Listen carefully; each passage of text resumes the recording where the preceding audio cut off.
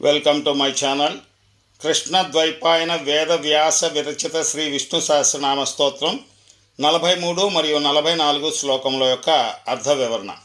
43వ శ్లోకం.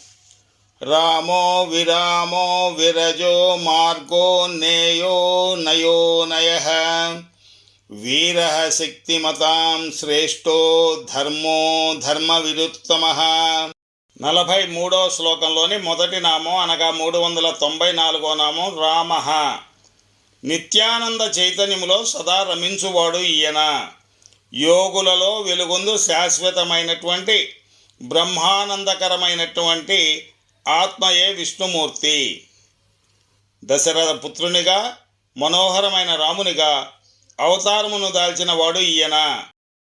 రామ అనగా దశరథ పుత్రున కూడా అన్వయించును. దశరథ మహారాజు అయోధ్యకు ప్రభువు. రాముడు దశరథుని ముగ్గురు భార్యల్లో పెద్ద భార్య అయినటువంటి కౌసల్య సంతానముగా అవతారమెత్తి జనకుని కుమార్తె అయిన జానకిని స్వయంవరంలో శివవిల్లు విరిచి పరిణయమాడినాడు. పితృవాక్య పరిపాలకుడై రాజ్యమును త్యజించి 14 సంవత్సరములు వనవాసానికై కానలకు వెడలినాడు. రామాయణమునందు ప్రముఖ నాయకుడు ఈయన. సుగ్రీవునితో మైత్రి చేసుకొని వాళ్ళని సంహరించి సుగ్రీవునికి అతని రాజ్యం ఇప్పించినాడు. హనుమంతుని సహాయంతో సీత జాడని తెలుసుకొని వానరుల సహాయంతో సముద్రంపై వారిని నిర్మించి లంకకు చేరి సీతను అపహరించిన రావణ్ణి సంహరించి విభీషణ్ణి రాజును చేసి సీతను అయోధ్యకు తీసుకొని వచ్చినాడు. విష్ణుమూర్తి త్రేతాయుగమున రాముని అవతారంలో రావణ, కుంభకర్ణ మొదలైన రాక్షసుల సంహారము చేసి అధర్మమును తొలగించి ధర్మ సంస్థాపనము చేసినాడు. ఇక 395వ నామం విరామః అనగా సకల జీవులకు విశ్రాంతి స్థానమైన వాడు ఈయన. సంసారము దుఃఖమయము, అనంత దుఃఖ సాగరము. ఎవరైనో సంసారము నుండి విముక్తి చెందినచో విష్ణు పదమును పొందుదురు. విష్ణు పదము శాశ్వత శాంతి సౌఖ్యములకు నిలయము. ప్రభువును చేరినంతనే ప్రాణులన్నింటికీ శాశ్వత విశ్రాంతి చేకూరును. తిరిగి సంసారమునకు వచ్చుట కానీ దుఃఖమును అనుభవించట కానీ సంభవింపదు. 396వ నామం విరజః. విషయ వాంఛలు లేనివాడు, సుఖోపభోగములను అనుభవించ వలయునను కోరిక నాశనమగుటకు కారణమైన వాడు ఈయన. జీవుడు ప్రభు విష్ణువే, కానీ ఈ విషయము తెలుసుకొనక చాలా పరిమితమైన వాడినని అల్పుడినని తలంచును. మాయ పొరచే కప్పివేయబడటం వల్ల ఇట్లు తలంచును. ఈ విధంగా తలవడం వల్ల బాహ్య ప్రపంచము నుండి కోరిన వస్తు విషయములను పొంది కొరతలను పూరించుకొనును. కోరికలు మొలకెత్తు విధానమిదే. ప్రపంచ వస్తు విషయములు జడమైనవి, ఆనందమును కలిగి ఉండవు. ఆనందం మనస్సునకు సంబంధించినది. నీలో ఆనందం ఉందన్న విషయము మాయపొర కమ్మి మోసపోవట చేత నీవు గ్రహించలేవు. ఆనందం బయట ఎక్కడనూ ఉండదు. విజ్ఞానము వికసించినప్పుడు మాయ అదృశ్యమగును. జీవత్వం కూడా అదృశ్యమై బ్రహ్మము మాత్రమే మిగిలి ఉండును. అట్టి జ్ఞాని ఏమాత్రము కోరికల అవసరము లేక అతడే ఈశ్వరుడై విష్ణు పరమాత్మ అగును. ప్రభు విష్ణువు మాయకు, అజ్ఞానములకు, కోరికలకు అతీతుడు. ఎప్పుడునూ పరిపూర్ణుడు, సచ్చిదానంద స్వరూపుడు. 397వ నామం మార్గః. మోక్షమునకు మార్గము తానైన వాడు ఈయన. కర్మ ఫల పర్యవసానముగా ప్రతి కర్త మరల తిరిగి సంసార దుఃఖములను అనుభవించును. సంసారము నుండి విముక్తి అనగా కర్మము నుండి మరియు జన్మము నుండి విముక్తిని పొందుటయే. ఆత్మ జ్ఞానము పొంది సంసారము నుండి విముక్తిని పొంది ప్రభు సన్నిధి చేరును. దానినే మోక్షము అందుము. ఆత్మను గూర్చి తెలుసుకున్న సమయము ఆసన్నమైనప్పుడు ప్రభువే నీకు మార్గమై తన సన్నిధికి చేర్చుకొనును. 398వ నామం నేయః. ఆత్మజ్ఞానము ద్వారా జీవులను నడిపించువాడు ఈయన. ఆత్మజ్ఞానము పొంది కర్మము నుండి జన్మము నుండి విముక్తిని పొందుటయే మోక్షము. ఇది అంత సులభ సాధ్యము కాదు. అంతఃప్రేరణ, ఆత్మ సంయమనము, అంకిత భావము, మనస్సును నిలకడగా ఉంచుట అను అన్నింటికి సంయోగము, వీటన్నింటికి మించినటువంటిది దైవ కృప అవసరము. 399వ నామం నయః.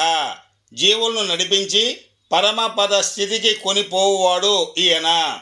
నీ లక్ష్యము ఏదో నీకు స్పష్టమై అది మోక్షమని గ్రహించినప్పుడు, మోక్షము యొక్క ప్రేరణ గాఢమైనప్పుడు ప్రభువే మార్గదర్శి అయి ముక్తి మార్గము గుండా జీవుని తీసుకొని వెళ్ళి తన సన్నిధికి చేర్చుకొనును. ఇక 400 నామం అనయః, అనగా తనను నడుపువాడు మరొకడు లేనివాడు, నాయకుడెవ్వడునూ లేనట్టివాడు. ఏదైనా ఒక వస్తు విషయమును చేయుట ఇట్లో తెలియనప్పుడు దాన్ని తెలిసిన వారి వద్ద నీవు తెలుసుకొందువు. అప్పుడు అతడు నాయకుడగును, నీవు అనుచరుడు వగుదువు. ఇక్కడ ప్రభువు సర్వజ్ఞుడు, ఆయనకు తెలియనిది ఏదీనూ లేదు. సర్వశక్తిమంతుడు కావున ఇక్కడ ప్రభువే నాయకుడు, భక్తులే ఆయన అనుచరులు. ఇక 401వ నామం వీరః. పరాక్రమశాలి అయిన వాడు ఈయన. ప్రభు యొక్క శక్తులు అసమానమైనవి. ఈయన ప్రతి లక్షణము సర్వోత్కృష్టమైనది. హిందూ పురాణ గ్రంథముల్లో మహాశక్తివంతులైన రాక్షసులు కూడా ప్రభు యొక్క పరాక్రమము ముందు నిలువచాలక పోయిన సంఘటనలు కోకొల్లలు. ప్రభు ప్రతి అవతారమునందును రాక్షసులను నిర్జించి ఆపదల నుండి సాధువులను, ప్రపంచమును రక్షించును. ఇక 402వ నామము శక్తిమతాం శ్రేష్ఠః. శక్తిమంతుల్లో శ్రేష్ఠుడైన భగవానుడు ఈయన. మహాశక్తివంతుల కంటే మహాశక్తివంతుడు విష్ణుమూర్తి. మహాశక్తి, జ్ఞానశక్తి, ఇచ్ఛాశక్తి, క్రియాశక్తి అని 3 విభాగములుగా విభజించబడి ఉన్నది. 3 శక్తులకు నిధి విష్ణు భగవానుడే. సంకర్షణ, ప్రద్యుమ్న, అనిరుద్ధ అను ప్రాథమిక రూపముల్లో కేంద్రీకృతమైనటువంటి శక్తులు వరుసగా జ్ఞాన, ఇచ్ఛ, క్రియ శక్తులకు మూల విధులు. ఇవి 3 ప్రభువులో కేంద్రీకృతమై ఉండటం వల్ల అపారమైన అసామాన్యమైనటువంటి శక్తివంతుడుగా విశ్వమునందు ప్రభువు వెలుగొందుచున్నాడు. విశ్వమందలి శక్తివంతమైన ఏ ప్రాణి అయినను శక్తిని ప్రభువు నుండియే గ్రహించును. మహాశక్తివంతుడుగా పరిగణింపబడే బ్రహ్మదేవుడు కూడా తన శక్తిని విష్ణు పరమాత్మ నుండియే గ్రహించును. పై 3 శక్తులను బుద్ధి, మనస్సు, ఇంద్రియముల ద్వారా భగవానుడు మనకు కలుగజేయుచున్నాడు. 403వ నామం ధర్మః. ధర్మస్వరూపుడు ఈయన. సకల ప్రాణి కోటికి ఆధారమైన వాడు విష్ణుమూర్తి. ప్రతి వస్తు విషయమునందు అతి ముఖ్యమైనటువంటి గుణము అనగా స్వభావము ఒకటి ఉండును. అది ఏ దాని ధర్మము. మాధుర్యము అనగా తీయదనము పంచదార యొక్క ధర్మము. తడి అన్నది నీటి యొక్క ధర్మము. ఆత్మ ప్రతి ప్రాణి యొక్క ధర్మము. ఇది చైతన్య రూపంలో ప్రతి ప్రాణి యందుండును. చైతన్యం ఉన్నంత వరకే ఈ భౌతిక మానసిక శరీరము తన స్థితిని అనగా ఉనికిని కలిగి ఉండును. ప్రభువు విష్ణువే ఆత్మ. ప్రాణుల యొక్క ముఖ్య ధర్మముగా ఆధారభూతుడై వెలుగొందుచున్నాడు. ఇక 43వ శ్లోకంలోని చిట్ట చివరి నామం అనగా 404వ నామం ధర్మ విదుత్తమః. ధర్మము నెరింగిన వారిలో శ్రేష్ఠుడు ఈయన. ధర్మము తెలిసిన వారిలోకెల్లా మహోన్నతుడు విష్ణుమూర్తి. శృతి అనగా వినబడినది, స్మృతి అనగా జ్ఞాపకమున్నది. జ్ఞాన దృష్టి కలిగి ఉండి విష్ణు పరమాత్మ నుండి వెలువడిన వేదములను నేరుగా విని గ్రహించిన ఏకసంతాగ్రాహులైన వైదికుల ద్వారా తెలియజేయబడునది శృతి. ఈ వైదికుల ఆత్మానుభవమును గూర్చి తెలియచేయబడునవియే శృతులు. వేదములను శృతులందురు. ప్రతి వేదము 4 భాగములుగా విభజించబడినది. మొదటి భాగం సంహిత అనగా భగవంతుని కీర్తనలను కలిగి ఉండునది. రెండవ భాగము బ్రాహ్మణ అనగా ఆ కీర్తనల విశిష్టతను తెలియజేయునది. మూడవ భాగము అరణ్యక అనగా వాటిని గూర్చి అర్థ వివరణ కలిగి ఉండునది. ఇక నాలుగవ భాగము వేదాంత ఉపనిషత్తులను కలిగి ఉన్నది. ఇతిహాసములు, పురాణములు, ఆగమములే స్మృతులు. ఇతిహాసములు అనగా రామాయణ మహాభారతములు వంటివి కథలతో నిండిన కావ్యములు ఇవి. పురాణములు అనగా నీతి కథలు. అట్టి పురాణములు మనకు 18 కలవు. అష్టాదశ పురాణములని వాటిని అందరూ. ప్రతి పురాణము నీతి విలువను తెలియజెప్పునదిగా ఉండును. ఆగమములు భగవంతుని ఆరాధనను గూర్చి నిబంధనలను, కర్మలను, కర్మకాండలను తెలియజేయును. ధర్మము, విధి అను విషయం మీద విష్ణు భగవాన్ యొక్క ఆదేశములను శృతులు, స్మృతులు తెలియజేయును. సకల ధర్మములు విష్ణువు నుండియే స్పష్టముగా శృతుల నుండి కానీ అస్పష్టముగా స్మృతుల నుండి కానీ ఉద్భవించినవి. అందువల్ల ధర్మమును గూర్చిన విజ్ఞాన సంపద ఎంతయు శృతుల నుండి స్మృతుల నుండి ఉద్భవించినదే. కావున విష్ణు భగవానుడే మహోన్నతుడైన ధర్మజ్ఞుడు, ధర్మ విదుత్తముడు అయినాడు ఈయన. కృష్ణద్వైపాయన వేద వ్యాస విరచిత శ్రీ విష్ణు సహస్రనామ స్తోత్రం 44వ శ్లోకం. వైకుంఠ పురుష ప్రాణ ప్రాణద ప్రణవ పృదు హిరణ్యగర్భ శత్రుఘ్నో వ్యాప్తో వాయురథోక్షజ. 44వ శ్లోకంలోని మొదటి నామం అనగా 405వ నామం వైకుంఠ. సృష్ట్యారంభమున పంచమహాభూతములను సమ్మేళనము చేసినవాడు ఈయన. కొన్ని మూలకములను ఒకటిగా చేర్చి తెచ్చినవాడు విష్ణుమూర్తి. వివిధమైన గతికి ప్రతి ఘాతము వికుంఠ అనబడును.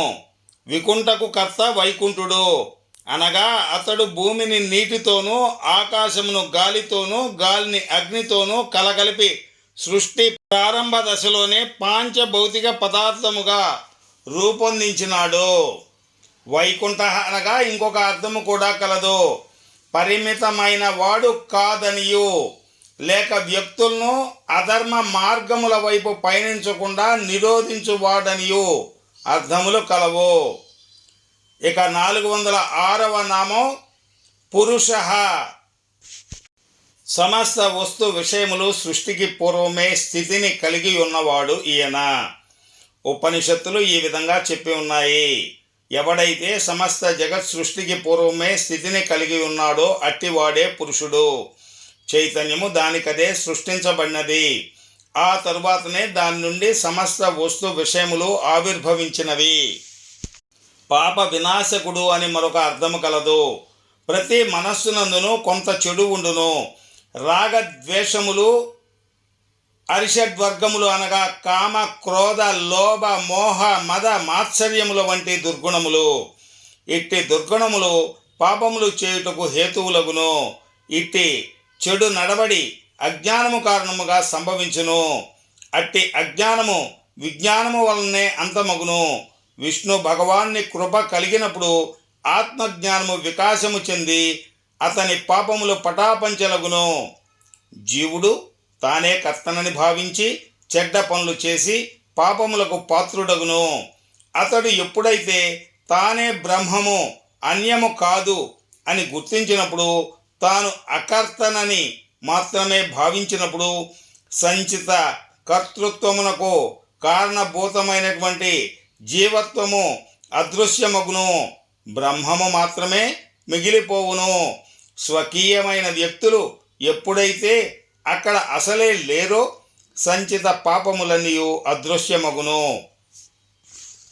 ఎందువలననగా సంచిత పాపముల యొక్క గణన మొత్తము అంతటితో సంపూర్తి అయినది.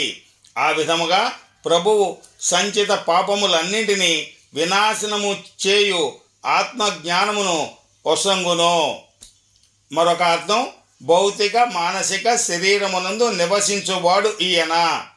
సనాతన ఋషిపుంగవులు మానవ శరీరమును నవద్వారముల పుణ్యపురముగా అభివర్ణించినారు.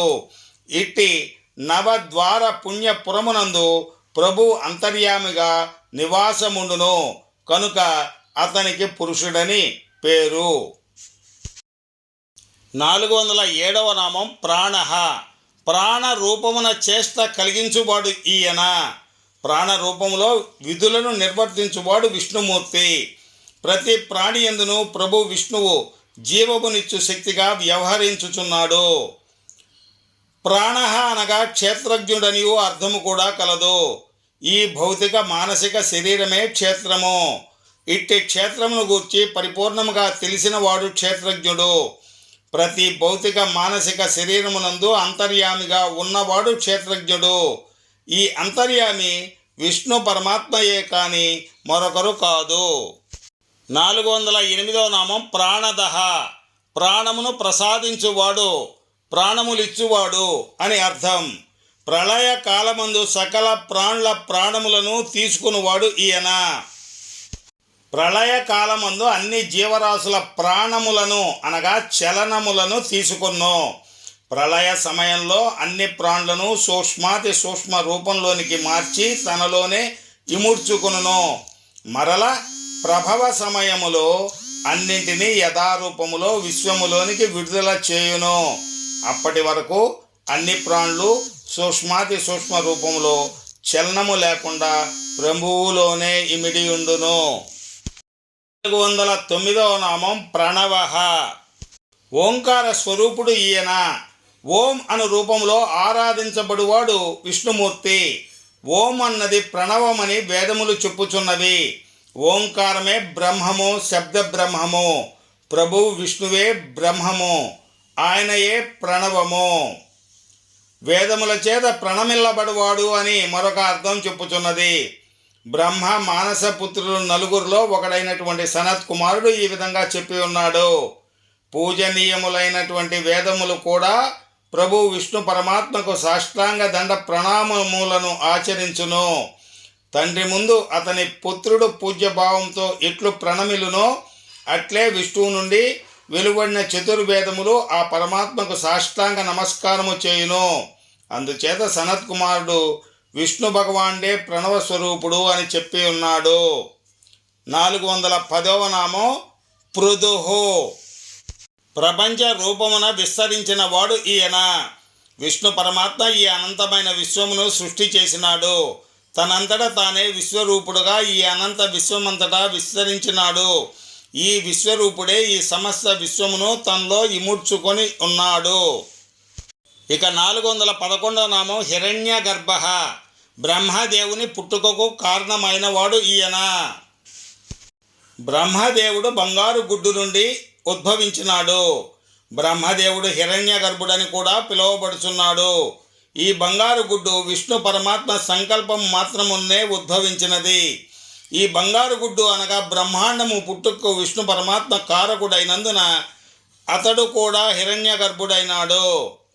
412వ నామం శత్రుఘ్నః. శత్రువులను సంహరించువాడు ఈయన. దేవతల శత్రువులను నిర్జించువాడు విష్ణుమూర్తి. దేవతలు సజ్జనులు, రాక్షసులు దుర్జనులు. దుర్జనులు సజ్జనులకు శత్రువులు. ప్రభువు ఎల్లప్పుడూ సజ్జనులనే రక్షించును. అవసరమైన ఎడల దుర్జనులను చంపుటకు కూడా విరుదీయడు. 413వ నామం వ్యాప్తః. సర్వత్రా వ్యాపించి ఉన్నవాడు ఈయన. అన్నింటికీ కారణం భూతుడై సర్వత్రా వ్యాపించి ఉన్నవాడు విష్ణుమూర్తి. కుమ్మరివాడు కుండలు చేయుటకు, పక్షి గూడు నిర్మించుటకు, తేనెటీగ తేనెతుట్టును నిర్మించుకొనుటకు వాటి యందు వాటికి విషయ పరిజ్ఞానము అవసరము, నైపుణ్యము కూడా అవసరము. సాలీడు దాని శరీరము నుండి బూజు పదార్థమును తయారు చేసుకున్న విధముగా విష్ణు పరమాత్మ తన మాయా ఉపాధి నుండి అనగా శరీరము నుండి ఆ పదార్థమును తీసి ప్రపంచమును సృష్టి చేయును. ఏ పదార్థముచే ప్రపంచ సృష్టి జరుగుచున్నదో దాన్నే పదార్థ కారణమందురు.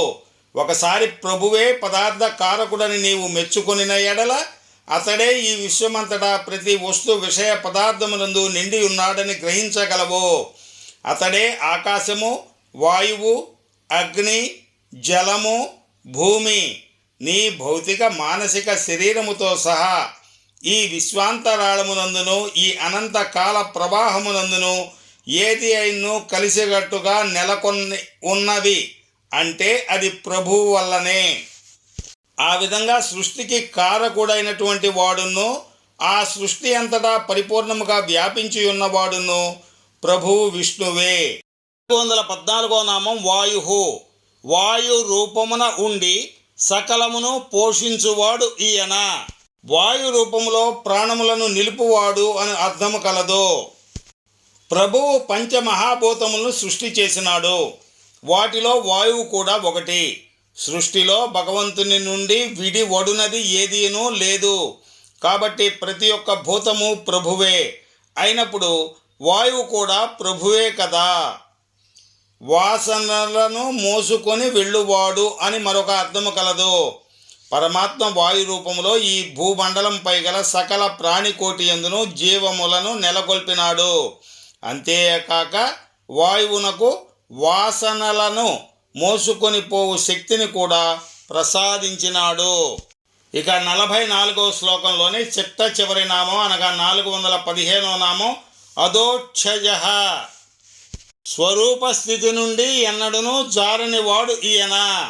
అనగా హీన స్థితికి జారుట అనున్నది లేనివాడు విష్ణుమూర్తి. ప్రభువు అక్షయుడు. అతడు కాలమునకు అంతరాళమునకు అతీతుడు. అక్షయమనగా దాని మూల స్వభావంలో ఎన్నటికీ మార్పు లేనిది. అది శాశ్వతముగా మార్పు లేక ఉండును. మరొక అర్థం విరాట్ పురుషుడైనాడు. అధోక్షజ అనగా విరాట్ అని కూడా అర్థము కలదు. విరాట్ అనగా విష్ణు పరమాత్మ యొక్క స్థూల శరీరము. మరొక అర్థము జ్ఞానేంద్రియములు అంతరంగమందు దృష్టిని నిలిపినప్పుడు తెలియబడువాడు ఈయన. ఈ విధంగా వేద వ్యాస విరచిత విష్ణు సహస్రనామంలోని 43, 44 శ్లోకములకు అర్థ వివరణ చెప్పడం జరుగుతుంది. కృష్ణ ద్వైపాయన వేద వ్యాస విరచిత శ్రీ విష్ణు సహస్రనామ స్తోత్రం. ఇది మొత్తం 108 శ్లోకాలను కలిగి ఉంది. ఈ 108 శ్లోకాల్లో కూడా 1000 నామాలు ఉన్నాయి. వీటన్నింటికీ కూడా అర్థ వివరణ ఇవ్వడానికి ప్రయత్నం చేస్తున్నాం. ఈ మా చిన్ని ప్రయత్నాన్ని సహృదయంతో ఆదరించండి. అలాగే మా ఛానల్ని దయచేసి లైక్ చేయండి, షేర్ చేయండి మరియు సబ్స్క్రైబ్ చేయండి.